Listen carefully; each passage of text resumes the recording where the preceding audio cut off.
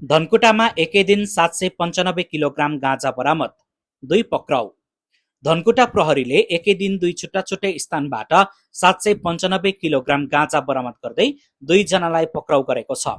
इलाका प्रहरी कार्यालय भेरेटारबाट खटिएको प्रहरी टोलीले सागुरीगढी गाउँपालिका क्षेत्रको कोलबोटेमा जाँच गर्ने क्रममा धनकुटाबाट सुनसरीको धरानतर्फ आउँदै गरेको को 1 ख 4635 नम्बरको मिनी ट्रक रोकी जाँच गर्दा 25 वटा पोकामा 31 किलोका दरले 775 किलोग्राम गाँजा बरामद गरेको हो। प्रहरीले मिनी ट्रकको डालाभित्र आलुको बोराले छोपेर लुकाइएको अवस्थामा गाँजा फेला पारेको जनाएको छ। सोही घटनामा धनकुटाको पाख्रीबास नगरपालिका 1 स्थायी घर भई हाल सुनसरीको इटहरी उपमहानगरपालिका 1 आबगाछी बस्दै आएका 33 वर्षीय चालक परीक्षण कुबर पक्राउ परेका छन्। उनीमाथि थप अनुसन्धान भइरहेको धनकुटाका प्रहरी उपरीक्षक नारायण रञ्जित कारले जानकारी दिएका छन्।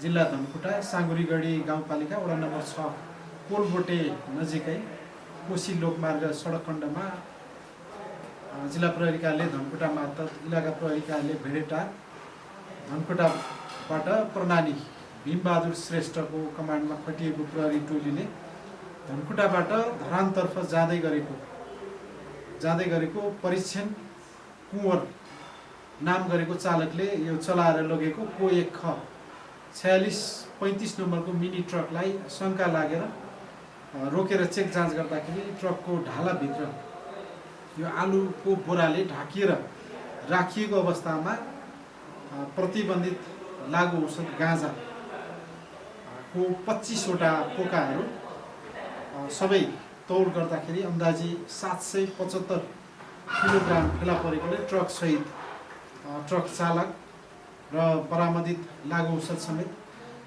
यस कार्यालयमा ल्याई आवश्यक अनुसन्धान हुँदै गरेकोमा आजै मिति 2083 3/15 गते सम्मानित धनकुटा जिल्ला अदालतबाट निज ट्रक चालक विरुद्ध 7 दिनको म्याद थप भई आवश्यक थप अनुसन्धानहरू भइरहेको बेला यहाँहरू समक्ष म निवेदन गर्न चाहन्छु। त्यस्तै प्रहरी चौकी डाँडा बजारबाट खटिएको टोलीले सागुरीगढी गाउँपालिका 7 लुम्फाजुङ क्षेत्रमा बा 64 प 1435 नम्बरको मोटरसाइकल जाँच गर्ने क्रममा बोराभित्रको जेब्रा झोलामा लुकाएर राखिएको 20 किलोग्राम गाँजा बरामद गरेको छ। उक्त घटनामा सागुरीगढी गाउँपालिका 5 का 24 वर्षीय विशेष राई पक्राउ परेका छन्। उनीमाथि पनि थप अनुसन्धान भइरहेको प्रहरीले जनाएको छ।